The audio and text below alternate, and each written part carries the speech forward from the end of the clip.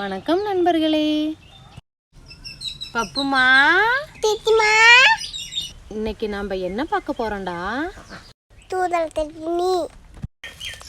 ஆமாம் நண்பர்களே, நாம் இன்னைக்கு பார்க்க போகிறது தூதுவளை சட்னி தான். அதுக்கு என்னென்ன தேவைன்னு இப்போ பார்க்கலாம் வாங்க.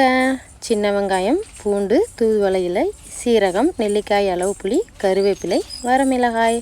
வாங்க இப்போ நாம் செய்ய போகலாம். ஒரு வாணல் வச்சு அதில் கொஞ்சமாக சீரகம், 3 வரமிளகாய் சேர்த்து இளஞ்சூட்டில் நல்லா வறுத்துக்கங்க. உங்கள் தேவைக்கேற்ப நீங்கள் வரமிளகாயை யூஸ் பண்ணிக்கலாம். அதை ஒரு தட்டத்தில் தனியாக எடுத்து வச்சுக்கோங்க. அதே வாணலில் கொஞ்சமாக எண்ணெய் விட்டு க்ளீன் பண்ணி வச்சுக்கிற சின்ன வெங்காயம் 10, அது கூடவே வெள்ளை பூண்டு 4 சேர்த்திக்கோங்க.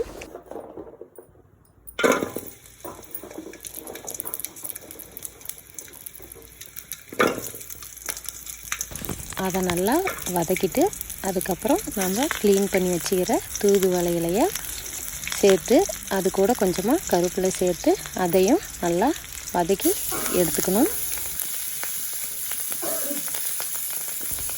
நல்லா வதங்கினதுக்கப்புறம் அடுப்பை ஆஃப் பண்ணிவிட்டு அதில் கொஞ்சமாக பொட்டுக்கடலை, துருவின தேங்காய் சேர்த்து அது ஆறுனதுக்கப்புறம் ஒரு மிக்ஸி ஜாரில் போட்டு அரைச்சி எடுத்துக்கிட்டால் நம்மளுக்கு சூடான ஹெல்த்தியான சட்னி ரெடி. இந்த சட்னியை நீங்கள் சூடான சாதம், இட்லி, தோசை கூட வச்சு கூட சாப்பிட்லாம். நாங்கள் இன்றைக்கி சூடான சாதத்து கூட வச்சு சாப்பிட்றோம். ரொம்ப டேஸ்டியாக இருந்துச்சு.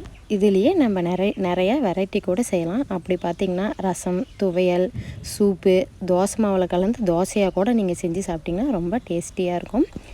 இப்படி நீங்கள் அடிக்கடி தூதுவளை சட்னி உணவில் சேர்த்திக்கிறதுனால உங்கள் உடல் பலம், சளி, இருமல், கை கால் வலி, ஆஸ்துமா, தைராய்டு இதெல்லாம் கண்ட்ரோல் ஆகும். ஓகே, நம்ம அடுத்த வீடியோவில் பார்க்கலாம் நண்பர்களே. தேங்க்யூ.